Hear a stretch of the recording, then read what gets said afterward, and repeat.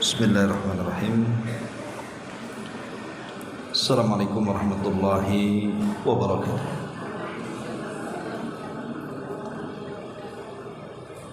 Alhamdulillah wassalatu wassalamu ala Rasulillah wa ala alihi wa sahbihi wa mawalah wa la hawla wa la quwwata illa billahi wa ba'du. Alhamdulillah kita bisa melanjutkan kajian kita, masih membahas kitab Umdatul Ahkam, dan kita masuk pada bab kelima tentang mandi jinabah. Sebelum kita baca hadisnya, kita akan memberikan gambaran terlebih dahulu seputar mandi jinabah ini. Ma'asyiral muslimat yang dimuliakan Allah Subhanahu wa taala, mandi jinabah ini sangat penting untuk diketahui hukum-hukumnya dan tata caranya. Karena kalau tidak paham tentang hukum dan tata caranya, ini bisa mengakibatkan kefatalan dalam ibadah sholat. Artinya bisa saja sholat yang kita lakukan, walaupun sudah mendatangkan seluruh rukun-rukun, wajib-wajib dan syarat-syarat sholat, tapi kalau dia bermasalah dalam mandi junubnya, maka tidak berguna sholatnya. Karena mandi junub ini mempengaruhi sah dan tidaknya sholat. Dan mandi junub ini adalah sebuah ibadah yang sangat dihajatkan bagi seorang muslim atau muslimah. Dan ibadah ini sifatnya rahasia, karena ibadah ini dilakukan secara tersembunyi. Tidak boleh seseorang membuka aurat di hadapan manusia, harus menutup diri dari keramaian. Bahkan ibadah ini menunjukkan tentang kesucian Islam itu sendiri. Karena Islam itu sangat menjunjung tohar, kesucian yang itu berpengaruh kepada ibadah-ibadah yang lainnya. Dan Nabi SAW mengatakan at-tuhuru syatrul iman, bahwa suci itu bagian daripada keimanan. Ada sebuah hadis yang dikeluarkan Imam Abi Dawud dari Abi Darda radhiyallahu anhu. Nabi sallallahu alaihi wasallam bersabda, "Khamsun man jaa bihinna ma imanin dakhalal jannah." Ada 5 perkara, siapa yang berusaha untuk mengamalkannya di atas keimanan, maka dijamin masuk surga. Apa saja 5 perkara itu? Kata Nabi SAW, man hafadha ala salawatil khams, orang yang menjaga salat 5 waktu, ala wudu'ihinna wa ruku'ihinna wa sujudihinna wa mawaqitihinna. Selama seseorang itu menjaga wudunya, menjaga rukunya, menjaga sujudnya, dan menjaga waktu-waktunya.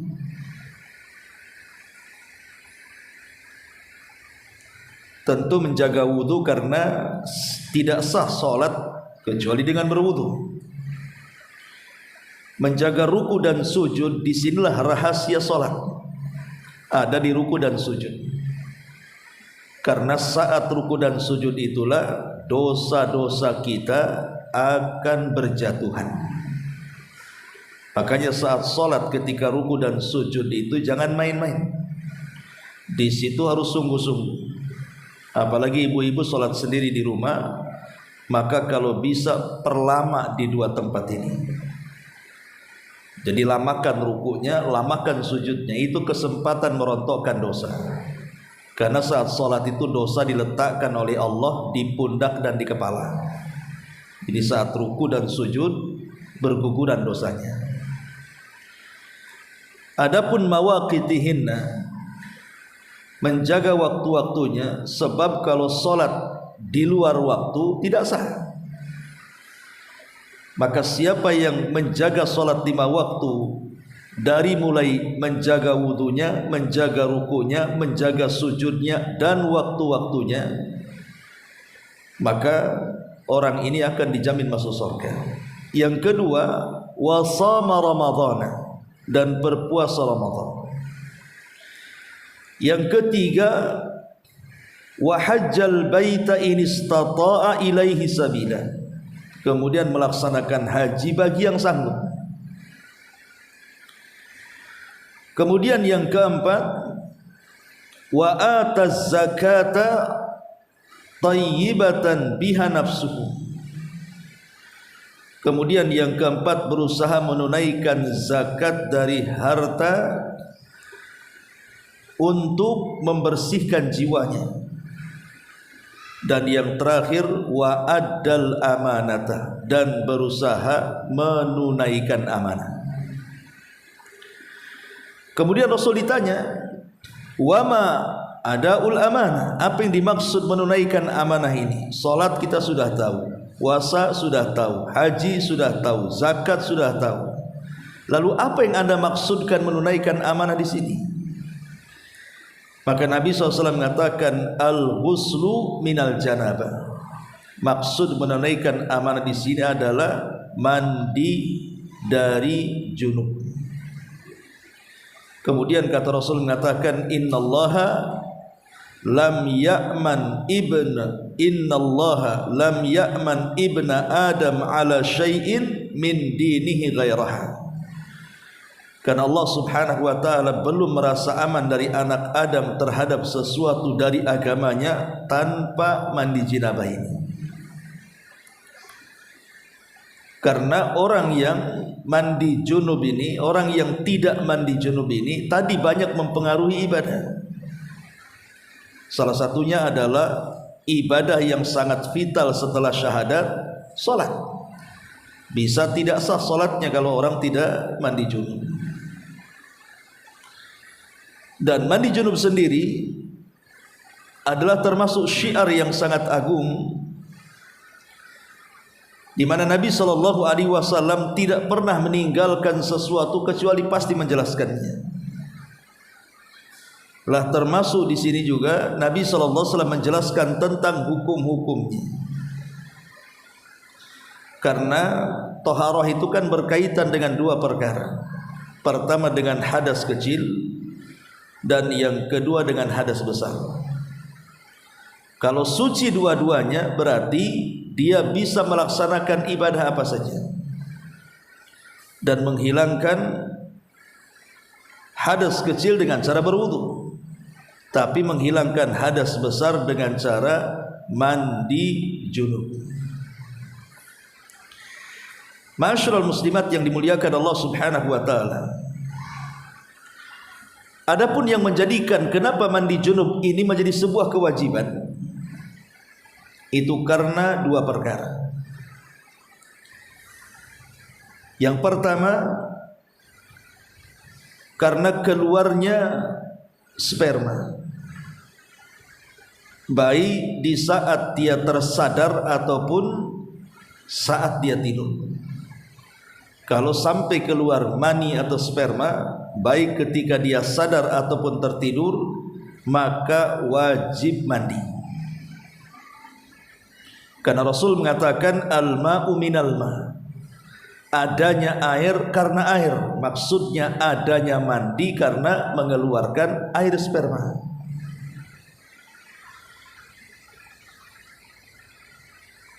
Kemudian yang kedua, melakukan hubungan suami istri walaupun tidak keluar sperma. Jadi ada suami istri berhubungan tapi tidak mengeluarkan sperma.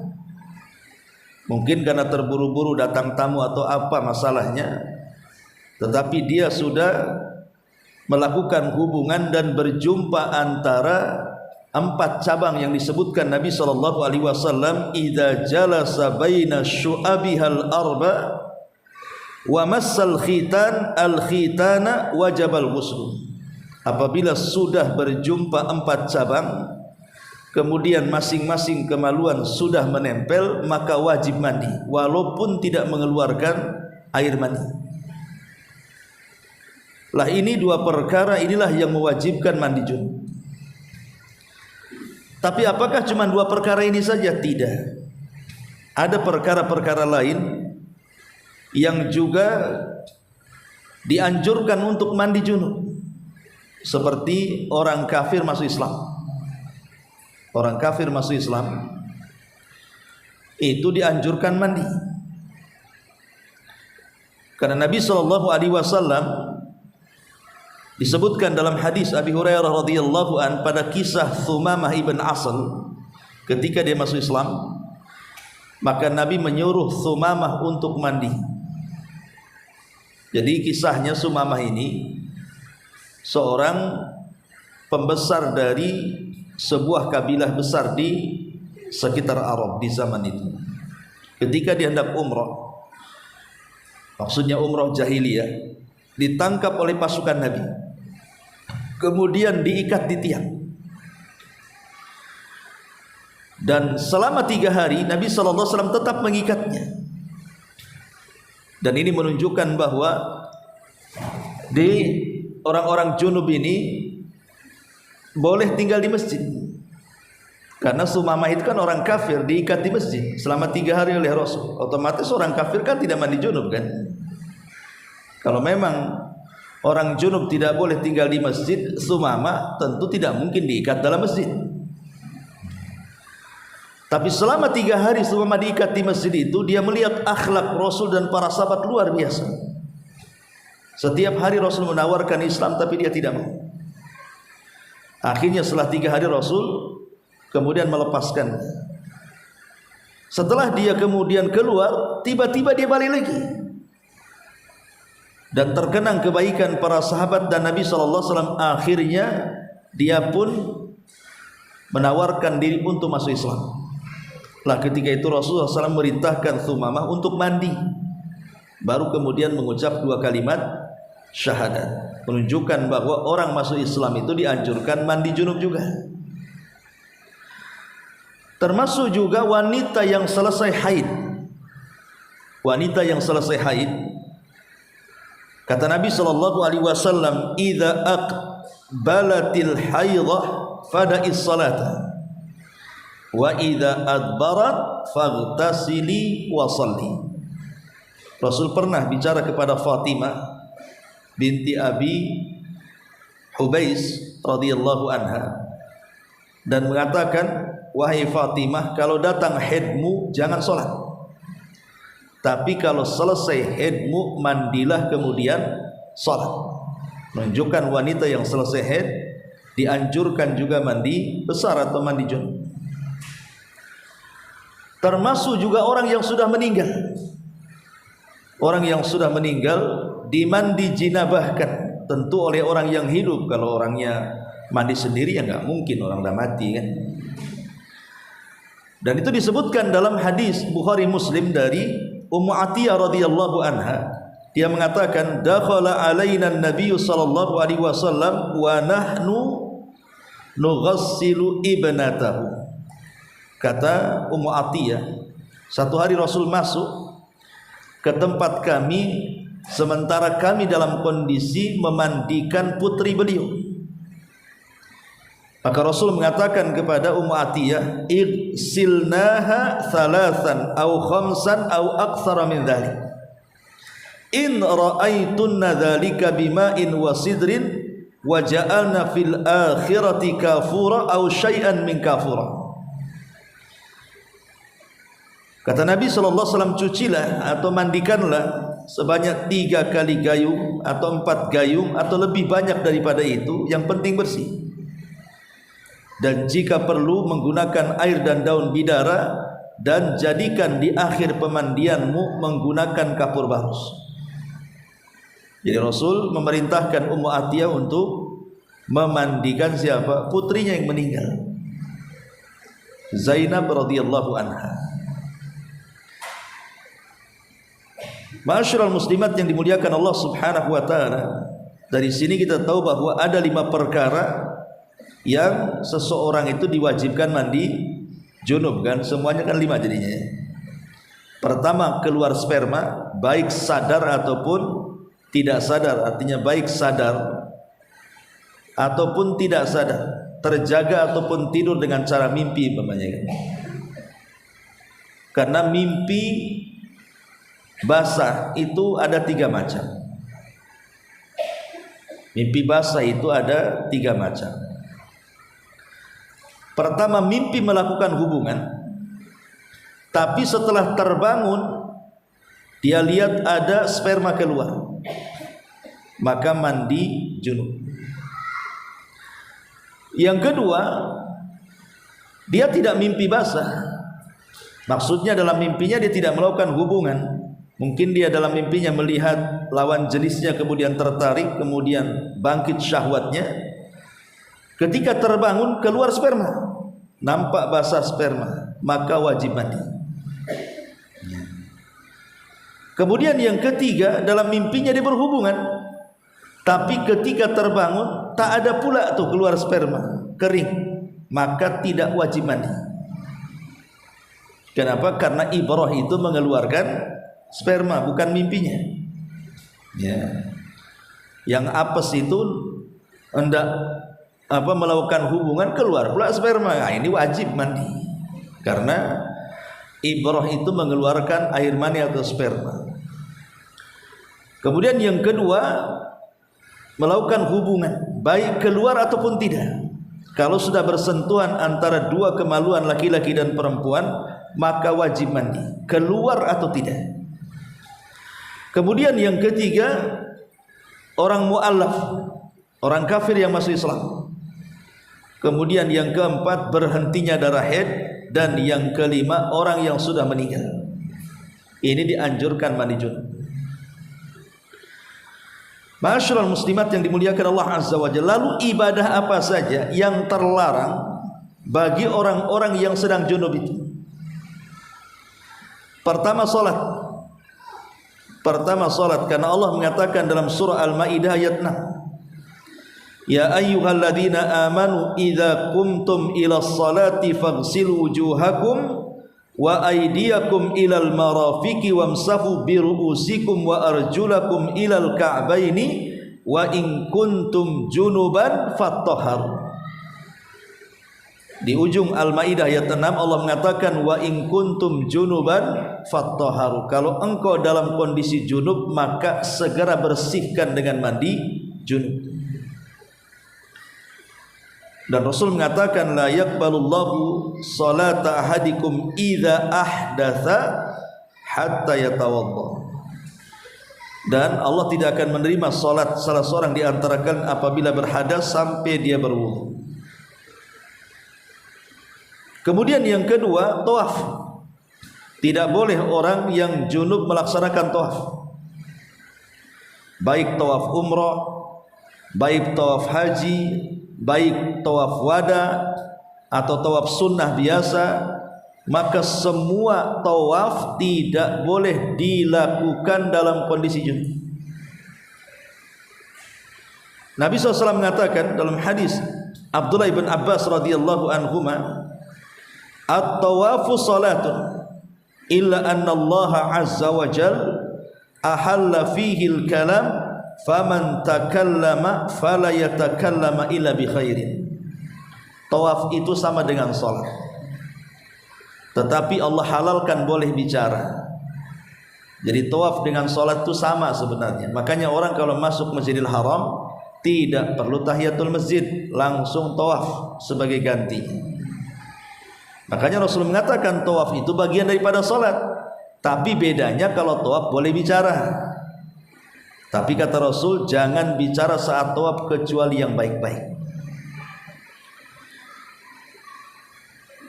Ini menunjukkan bahwa tawaf itu juga disyaratkan tidak boleh punya junub. Makanya Aisyah radhiyallahu anha pernah menangis saat haji wada karena dia mengeluarkan darah haid. Aisyah radhiyallahu anha, otomatis kan dia tidak bisa melakukan haji. Tapi kata Rasul, if'ali kulla syai'in illa tawaf. Lakukan segala sesuatu dari manasik haji kecuali tawaf. Boleh sa'i, boleh lempar jumrah, boleh mabit, tapi jangan tawaf, kata Nabi. Menunjukkan bahwa tawaf tidak boleh kecuali harus suci dari junub. Adapun tentang tinggal di masjid ini menjadi khilaf ulama. Apakah boleh orang yang junub itu tinggal di masjid, seperti datang ke pengajian, duduk di masjid kayak ibu-ibu kayak gini kan, atau tidak? Ini menjadi silang pendapat di antara ulama. Ada yang mengatakan boleh, ada yang mengatakan tidak boleh kecuali hanya melintas saja. Termasuk juga memegang mushaf tanpa ada penghalang, maksudnya ya. Kalau ada penghalang ya bisa pakai kaos tangan atau pakai handuk atau pakai kain gitu kan. Ini bicara tanpa penghalang. Ini juga menjadi perselisihan ulama. Ada yang mengatakan boleh, ada yang mengatakan tidak boleh. Yang mengatakan tidak boleh karena Rasul mengatakan la yamassuhu illa Rasul Allah Subhanahu wa taala mengatakan dalam surah Al-Waqiah 79, la yamassuhu illa al-mutahhar. Tidak boleh disentuh mushaf itu kecuali oleh orang yang suci, orang yang disucikan. Tapi ulama yang mengatakan boleh mengatakan mutahharun, yang disucikan di situ bukan manusia, tapi maksudnya malaikat, dan Quran di situ bukan Quran yang di bumi, tapi Quran yang di Lauhil Mahfuz. Jadi ada yang mengatakan boleh, ada yang mengatakan tidak boleh. Termasuk yang kelima, qiraatul Quran, membaca Quran. Ini juga menjadi khilaf ulama. Ada yang mengatakan boleh, ada yang mengatakan tidak boleh. Karena ada hadis mengatakan dari Ali radhiyallahu an, kana Nabi sallallahu alaihi wasallam yaqra'una al-Qur'an ma lam yakun junuban. Rasul suka membaca Quran kepada kami kecuali dalam kondisi beliau sedang junub. Itu di antara ibadah-ibadah yang berkaitan dengan junub. Kemudian juga pembahasan yang ketiga, mandi junub tetapi tidak diwajibkan. Kalau yang 5 perkara tadi kan wajib tuh. Nah, sekarang sunnah, tapi kaifiyahnya sama dengan mandi junub. Pertama, mandi untuk melaksanakan Jumat bagi laki-laki. Ya, ada yang mengatakan wajib, ada yang mengatakan sunnah. Kemudian yang kedua, mandi setelah selesai melakukan jima atau hubungan suami istri. Jadi kalau seandainya ibu melakukan hubungan di malam hari, langsung setelah melakukan hubungan ibu langsung mandi, tidak harus menunggu di waktu pagi, maksudnya itu sunnah hukumnya. Karena Rasul mengatakan apa? Hada azka wa atyab wa athar. Karena orang yang melakukan seperti ini lebih suci, lebih baik, dan lebih bisa mensucikan dirinya. Kadang-kadang orang kan malas mandi, nunggu subuh saja. Tapi kalau ibu kemudian langsung mandi, maka itu lebih baik. Itu sunnah hukumnya. Karena ketika ibu langsung mandi kemudian tidur, berarti ibu sudah tidak junub lagi. Nah, ini sunnah. Kemudian yang ketiga, mandi untuk melaksanakan salat Id bagi laki-laki dan perempuan. Kemudian yang keempat, mandi untuk melaksanakan ihram dalam umrah atau haji. Kemudian yang kelima, mandi ketika masuk ke Mekah, masuk ke Masjidil Haram. Kemudian yang kelima, mandi bagi orang yang memandikan jenazah.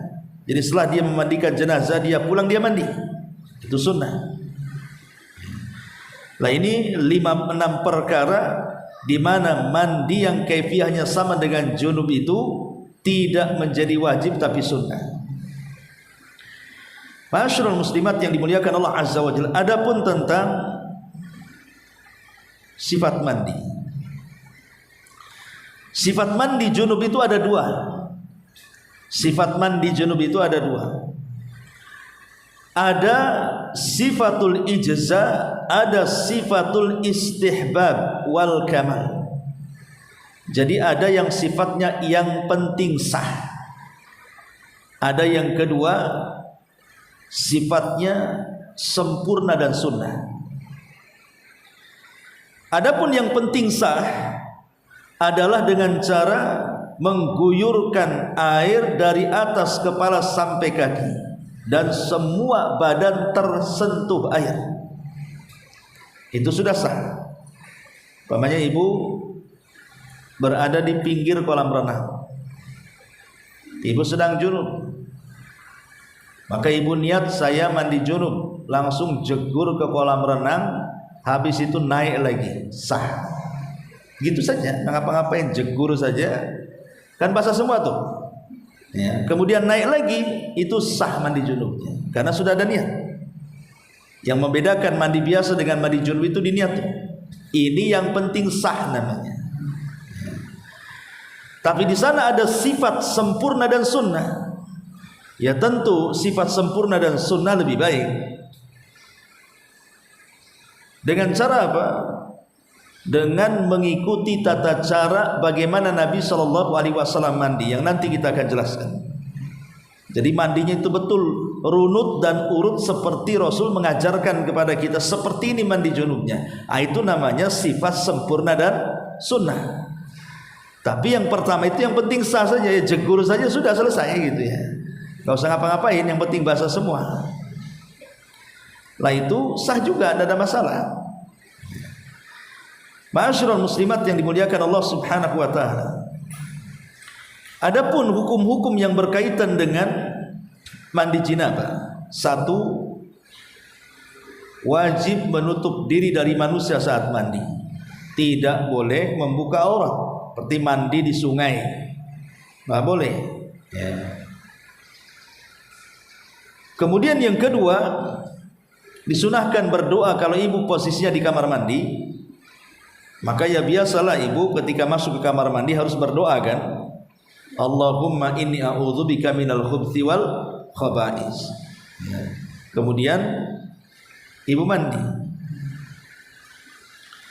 Kemudian yang ketiga, air yang disediakan untuk mandi junub itu harus air yang suci dan mensucikan.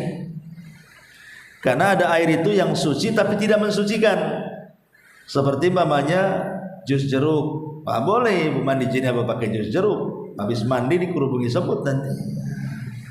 Itu suci, bisa dimakan, tapi kan tidak mensucikan. Hanya suci saja. Jadi air itu harus suci dan mensucikan. Kemudian yang keempat, sebagian ulama fikih mengatakan tentang makruh hukumnya berlebihan di dalam penggunaan air. Walaupun air di bak mandi banyak, tapi jangan dikuras. Jangan kayak nguras bak mandi, ya secukupnya saja mandi, tidak perlu berlebihan. Bahkan sebagian ulama mengatakan makruh.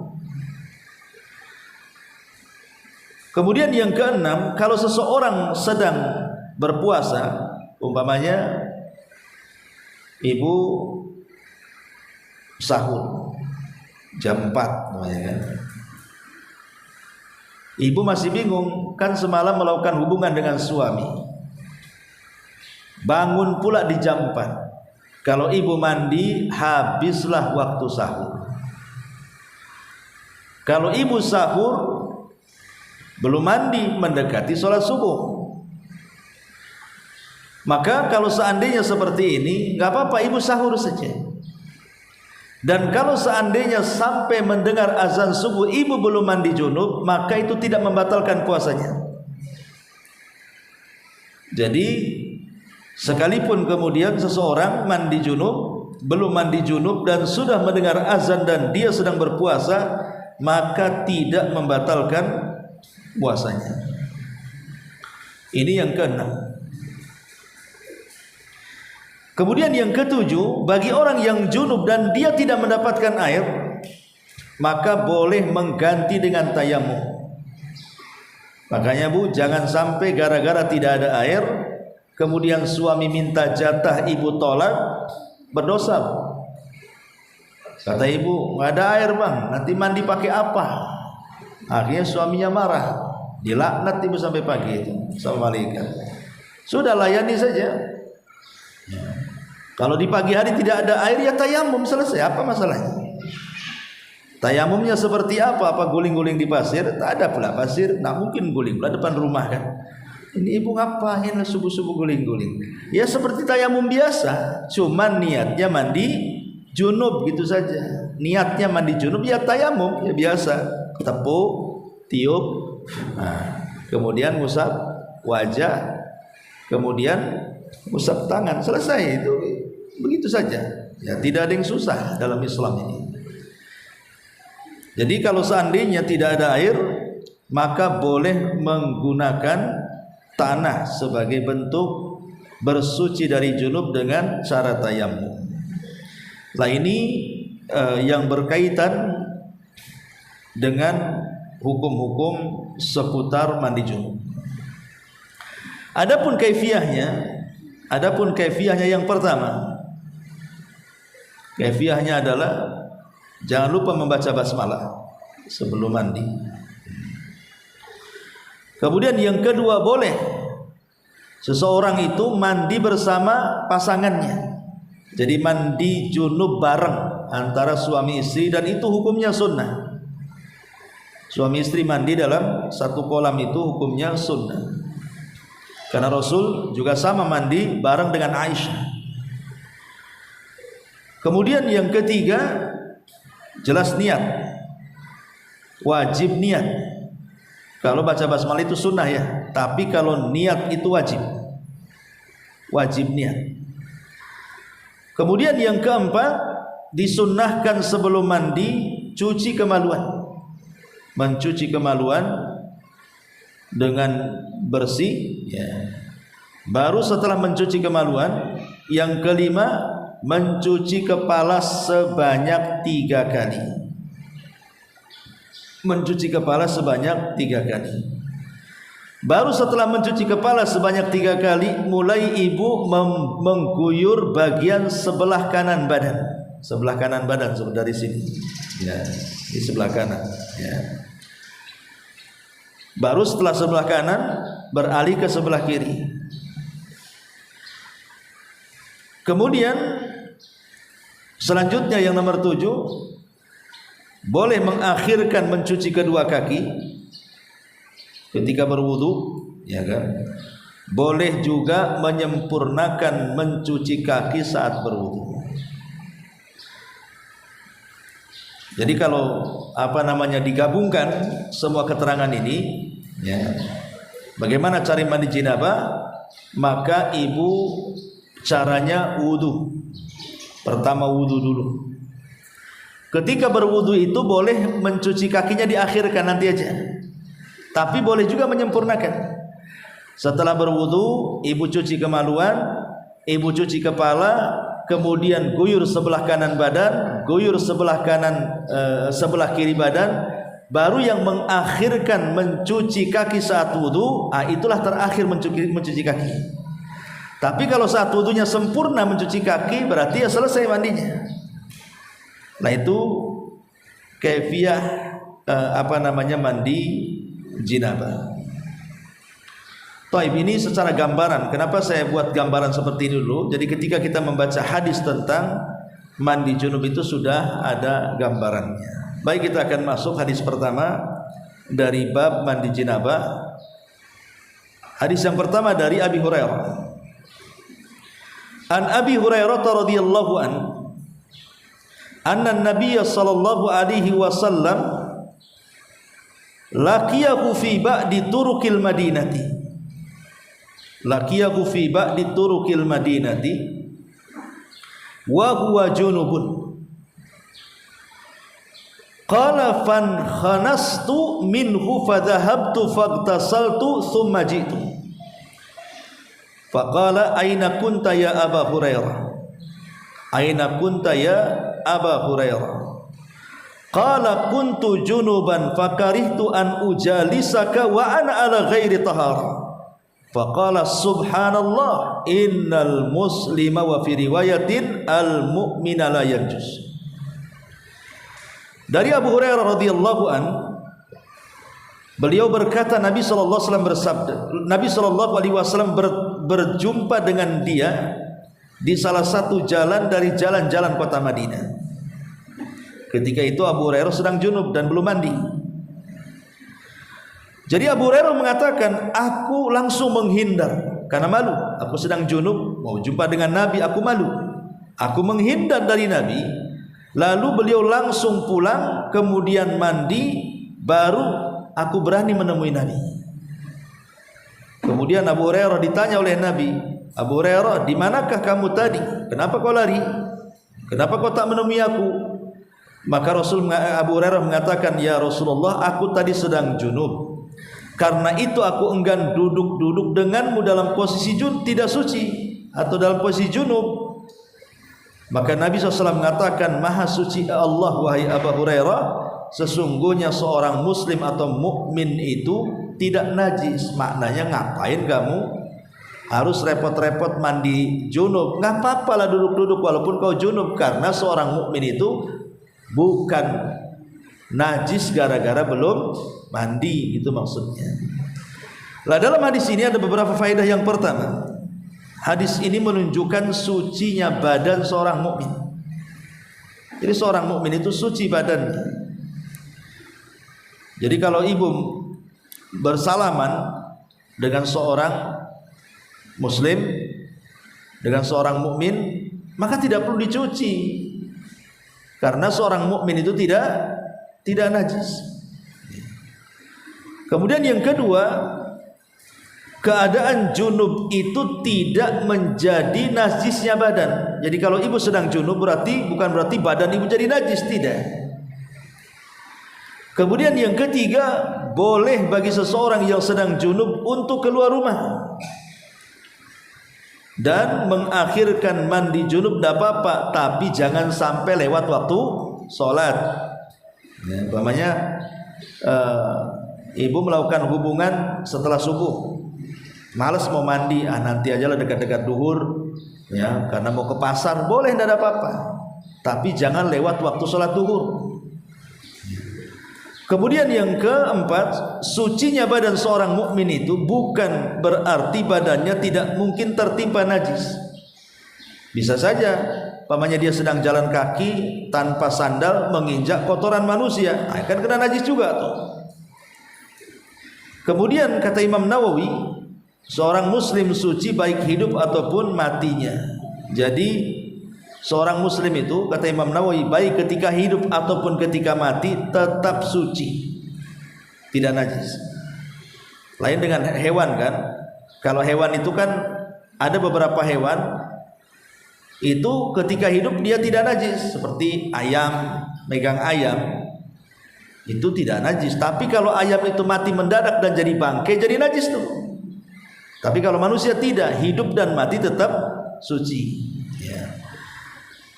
Kemudian juga yang selanjutnya di sini, menghormati orang yang mulia, berilmu dan baik itu sangat diperlukan dalam kehidupan bermasyarakat. Karena Abu Hurairah ini menghormati Nabi. Dia takut kalau seandainya duduk di samping Nabi dia sedang junub, dia nggak enak. Makanya dia mandi dulu. Ya. Maka ini menunjukkan apa? Bagaimana sahabat itu memuliakan orang mulia. Maka di sini juga ada faedah, hendaklah menghormati orang mulia, orang berilmu, orang baik dengan sebaik-baik bentuk akhlak, pakaian dan yang semacamnya. Termasuk juga seorang murid disyariatkan meminta izin orang yang diikutinya, maksudnya gurunya, ketika hendak pergi. Karena di sini Abu Hurairah meminta izin kepada Nabi, seperti ibu mamanya lagi ngaji kayak gini nih. Ya qadarullah, pokoknya ibu mau ke toilet, nggak tahan kencing, maka ibu harus izin, jangan langsung, bisa dengan isyarat, pokoknya seperti ini. Ya. Ya, ustaz dah paham begini, ibu keluar. Yang sampai ustaznya melihat. Nah, kalau sudah dianggukan ya, kadang-kadang ada yang langsung pergi gitu saja kan. Itu kurang adabnya dalam majelis ilmu. Jadi tetap minta izin walaupun dengan isyarat tangan. Pak ibu mau ke toilet ya gini saja. Nah, ke ustadznya pergi gitu ya. Karena Abu Hurairah radhiyallahu mengajarkan adab ini pada gurunya, maksudnya Nabi sallallahu alaihi wasallam. Kemudian Nabi sallallahu alaihi wasallam mengucapkan tasbih keheranan dengan Abu Hurairah, mengatakan subhanallah, innal muslim wa fi riwayah al mu'min la yanjus. Berarti subhanallah itu dikatakan saat orang itu sedang keheranan. Jadi kalau ada perkara yang menakjubkan, maka zikir yang ibu harus ucapkan subhanallah. Umpamanya ibu naik ke atas gunung, nampak pemandangan yang bagus gitu ya. Jangan innalillahi wa inna ilaihi rajiun. Enggak ada orang mati di situ. Ya. Ibu ucapkan subhanallah, indahnya. Pokoknya perkara yang menakjubkan. Umpamanya ada anak ini cantik, lucu gitu ya. Anak siapa ini? Subhanallah, nah, gitu. Itu dalam kondisi takjub maksudnya. Karena Rasulullah SAW mengucapkan dalam kondisi takjub di sini. Ya. Kemudian juga di sini juga ada faedah tentang inayatun Nabi Shallallahu Alaihi Wasallam bi ashab. Bagaimana perhatian Rasul kepada para sahabat, mencari tahu ketika Abu Hurairah menyingkir dan Rasul belum tahu alasannya. Rupanya setelah tahu alasannya, Rasul SAW bertanya, kenapa engkau pergi wahai Abu Hurairah? Ini menunjukkan apa? Adanya perhatian. Makanya penting memberikan perhatian sesama kaum muslimin. Kayak ibu ini ngaji di sini, kok ada salah satu tidak hadir itu, nanya-nanya lah, si Anu kok tidak hadir ya? Nah, gitu maksudnya ya. Kemana dia? Supaya apa? Menunjukkan adanya ukhuwah di situ, persaudaraan. Karena ada orang yang cuek gitu ya. Si Anu mau hadir nggak hadir terserah kan itu. Yang penting aku hadir. Nah, ini kan orang cuek. Ya. Bahkan ada yang mengatakan bagus tak hadir katanya. itu. Jadi ini juga ada inayah harusnya sesama kaum muslimin saling memberikan perhatian. Sampai Rasul mengatakan kepada orang, kemana kau Abu Hurairah kan gitu ya. Kenapa kau pergi? Jadi ada perhatian seperti itu. Kemudian juga jawazu mujalasati al-junub. Boleh seseorang itu duduk dekat-dekat orang yang junub walaupun belum mandi, tidak apa-apa. Dan tidak nular juga junubnya. Dulu di samping dia tidak masalah kan gitu ya. Ngobrol walaupun dia belum mandi. Karena Rasul mengatakan bahwa seorang mukmin itu tidak najis gitu ya. Kemudian juga kalau memang orang muslim itu tidak najis, bagaimana orang kafir? Maka ulama mengatakan orang kafir itu najis, tapi bukan najis hissi, maksudnya najis maknawi. Bukan najis secara badan, bukan, tapi najis secara perbuatan. Perbuatannya najis, tapi badannya suci. Jadi kalau ibu salaman dengan orang kafir non muslim itu ya tidak harus dicuci badannya atau pakaiannya ataupun tangannya. Karena walaupun Al-Quran mengatakan innal musyrikuna najasun, sesungguhnya orang musyrik najis, artinya orang kafir najis. Maksud najis dalam surah At-Taubah itu bukan badannya, tetapi perbuatannya. Perbuatannya najis karena kekufuran perbuatannya. Tapi kalau badannya tidak najis. Masyarul muslimat yang dimuliakan Allah Subhanahu wa taala. Ini diantara faedah dari hadis ke-31 dari bab jinabah. Kemudian hadis yang berikutnya dari Aisyah radhiyallahu anha. An Aisyah radhiyallahu anha qalat. Dari Aisyah radhiyallahu anha dia berkata, kana Rasulullah sallallahu alaihi wasallam idza igtasala minal janabati ghasala yadayhi thumma tawaddaa wudu'ahu lis-salati thumma yaghtasilu thumma yukhallilu biyadaihi sya'rahu hatta idza dhanna annahu qad arwa basharatahu afadha al-ma'a alayhi 3 marratin thumma ghassala sa'ira jasadihi. Aisyah mengatakan bahwa jika Nabi SAW hendak mandi junub, maka beliau membasuh kedua telapak tangannya dulu. Lantas beliau berwudu seperti wudu untuk sholat. Kemudian menyela-nyela rambutnya dengan kedua tangannya hingga manakala beliau merasa yakin bahwa beliau telah membasahi kulit kepalanya, artinya pori-porinya sudah kena air, beliau mengguyur dengan air sebanyak 3 kali, kemudian membasuh anggota tubuh yang lainnya. Dan tadi saya sudah jelaskan tata cara mandi junub tadi. Taib, dari hadis ini apa yang bisa kita ambil? Pertama, bahwa sunnah hukumnya apabila dia hendak mandi mencuci kedua tangannya kemudian membaca basmalah biasa. Kemudian juga di sini ada kaifiyah cara mandi. Jadi Aisyah radhiyallahu anha ini menjelaskan tentang kaifiyah tata cara mandi Nabi. Dimulai daripada mencuci kedua telapak tangan 3 kali, kemudian mencuci kemaluannya, kemudian berusaha untuk, dan mencuci itu bukan membasuh ya, mencuci itu artinya ada gosokan. Jadi bukan hanya guyur-guyur gitu, enggak. Ini mencuci itu begini ya, ada gosokan tangan gini ya. Ini namanya mencuci namanya ya. Kalau menggosok ini mengguyur artinya ya itu bukan mencuci. Mencuci itu harus ada gosokan, digosok badan kita ini ya dengan sabun. Ya, kalau memang tidak ada sabun ya, yang jelas digosoklah gitu. Ada gosokan dengan tangan kita kepada badan kita. Lah, beliau di sini wudu dan tidak dijelaskan beliau mengakhirkan kakinya. Dalam riwayat ini Rasul mandi secara sempurna, wudu secara sempurna, dan ini yang banyak riwayat. Jadi wudu secara sempurna seperti ibu wudu ketika mau sholat, wudu seperti itu. Setelah wudu sempurna, kemudian baru mengguyur di kepala dan berusaha kalau bisa pori-pori kulit kepala itu terkena air jinabah. Kalau sudah kiranya sudah ibu yakin bahwa tidak ada pori-pori kecuali tersentuh air, pori-pori kepala gitu ya, baru kemudian mengguyur sebelah kanan 3 kali dan sebelah kiri 3 kali. Baru setelah itu membayur semua badan kita ya. Kalau yang penting sunahnya dapat dulu gitu maksudnya. Sunahnya dapat dulu itu maksudnya begini, ibu wudu sempurna, kemudian ambil air, cuci kepala, kemudian sebelah kiri sebelah kanan 3 kali, sebelah kiri 3 kali, baru terakhir mencuci kaki bagi yang wudunya meninggalkan kaki. Itu sudah dapat tuh sunahnya ya.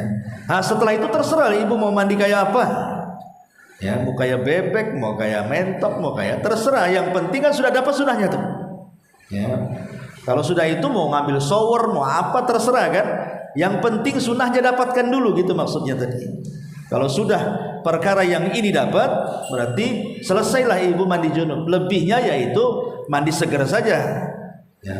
Tapi sekalipun demikian jangan sampai kemudian israf dalam penggunaan air, berlebihan dalam penggunaan air. Kemudian di sini ada riwayat wa kanat taqulu, dan Aisyah radhiyallahu anha berkata, kuntu aghtasilu ana wa Rasulullah min ina'in wahidin naghtarifu minhu jami'a.